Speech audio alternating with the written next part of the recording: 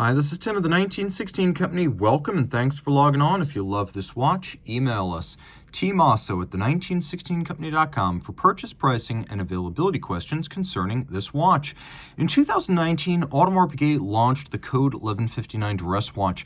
The chronograph and the automatic were said to need more visual distinction. Not the movement. Movement was great. Not the case. Everyone loved the case. It was the dial that required some revisions, and revisions came. Gradient fades, directional grain, even bi-material cases that combined ceramic and gold.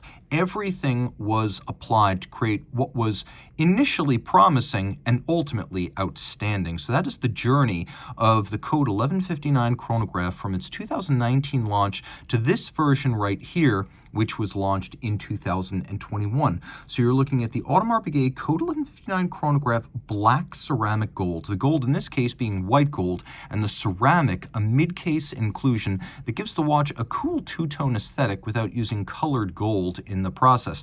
It is a large watch. The Codes always have been big dress watches. So 41 in diameter. It's probably not as thick as you think, at 12.8 millimeters thick, but then from lug to lug to 50 millimeters with a 22 millimeter spacing between the lugs. The Codes have always worn like sports watches. In terms of wrist size, I would say my 16 centimeter circumference wrist here is probably the smallest wrist that can wear this well. So if your wrist is bigger, game on. If your wrist is smaller, there is a 38 millimeter Code that you can look for that might fit better. It isn't as thick as you think, though it is sheer, so perhaps the tightest dress cuffs would get hung up, whereas a jacket cuff will always clear. Take a look down the barrel. One more shot over the top. The strap, you can see it's a textile strap with a rubber inlay on the bottom. This is something interesting because Zenith has been doing this for years, and Blancpain has been doing it for years on their sailcloth sports watch straps. Well, this gives you that wonderfully supple feel of rubber while also isolating the material from the moisture, sweat, heat, and grit of the wrist so it lasts longer. You can see textile in black. There is some bolstering or stuffing to give it a little bit of volume. A monotone stitch. No crimping, no gouging, brand new Audemars Piguet factory strap. Pin buckle in white gold to match the case. And you can see it is a Code 11.59 specific buckle because it has this little screw and bar setup where the screws and bars fix the strap to the buckle. But notice how the screw is hexagonal, just as it is where the strap is fixed by screws and bars to the case. And this is designed as a nod to the bolts in the bezel of an Audemars Piguet Royal Oak. You also note that the mid-case is a rounded octagon. Where have we seen that? Gee, I wonder.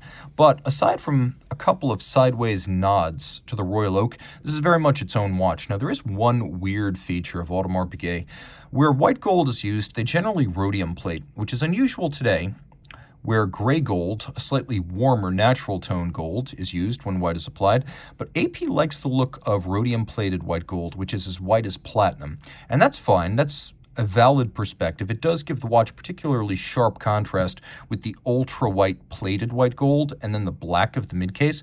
But for some reason, they use gray gold on the buckle, so you can see the tone of the buckle is distinctly darker than the tone of the lugs and the bezel, and it's really obvious, even to the eye. The buckle is a nice piece, though. You can see it's got polish and satin and then media blast, so it is a triple finished buckle.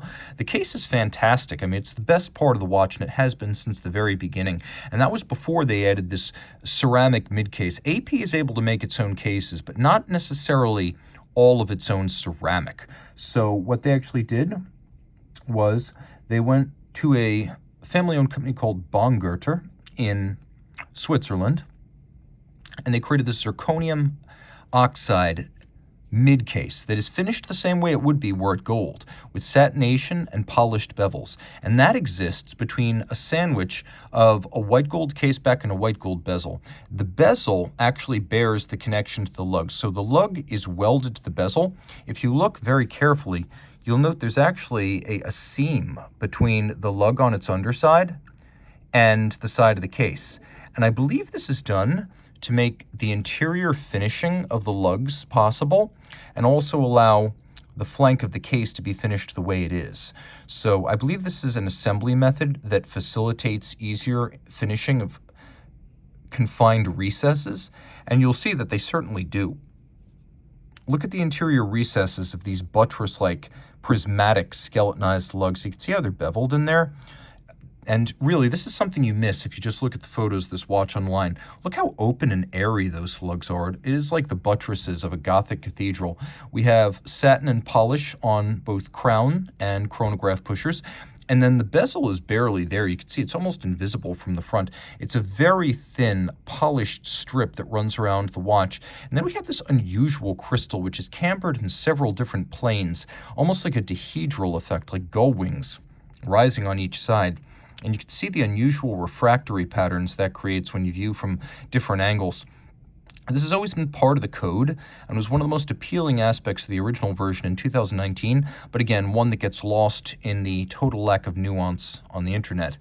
One thing that was legitimately objectionable about the earliest Code 11.59 chronograph and the automatic, the dials seemed a little bit too monotone, simple. They were expensive to make, but they didn't look their price. So nuance was added, starting with a gradient fade in 2020, and then adding this beautiful vertical satin-like curtain. So we've got a dark edge of the dial. We have this lacquered rayhot that exists outboard, featuring a tachymeter scale, so you can gauge the speed of an object like a race car over a kilometer. White gold hands, indices, and logo. Polished chapter rings for the sub-registers, running seconds, chronograph minutes, chronograph hours. Look at those extended vintage-style, baton-style hands. You can see that they're vaulted or rounded over their top, which is a lovely look and something you might expect from a boutique independent more than a mass manufacturer like Audemars Piguet. AP also did a better job of matching the fonts across the dial. So, for example, by the way, here you go, hacking seconds. The watch has that. The watch also has a quick set system for its date. And you can see now that the 8 on the tachymeter is the same as the 8 on the date wheel, is the same as the 8 on the chronograph hours. They actually didn't get that right on the 2009 watch, or 2019 watch, I should say, where the date disc had its own set of fonts and the rest of the watch had another set. They fixed that too. So the watch has the quick set hacking. It also has a vertical clutch system, so when you engage the chronograph, there's no stagger or extraneous motion to the seconds hand. It has a column wheel, which you can see. There it is right there, mirror finished on its top, with super crisp feel. It's one of the best sounding and feeling column wheel chronos I've encountered. Another advantage of the vertical clutch is that if you wish, you can just leave the chrono running full time. Some people like to have hours, minutes, and seconds at center. With the vertical clutch, there's no extra wear and tear. You can do that. 30 meters water resistant, so it's a sporty dress watch rather than an actual sports watch. And you can see that the rotor has been skeletonized, satinated, beveled, polished, and check out these interior angles where bevels meet in sharp creases. Very difficult to do. The rest of the movement is more obviously a mechanical execution, where the finish is handsome but mostly applied by machine. The rotor, however, is truly artisanal. You can see that the center, the ball bearing, those balls are actually ceramic for high efficiency winding. Automatic 70-hour power reserve, 4 Hz beat rate, column wheel, with vertical clutch and also flyback capability, so you can reset and restart without first stopping. A not very well advertised feature of these. Another interesting quality of these chronos is that if you look under my finger here, you can actually see the vertical clutch operating. There are very few movements that feature visible exposed vertical clutches, and this is one of the few. That undoes one of the few disadvantages of the vertical clutch, which is that it's generally an invisible mechanism buried under bridges.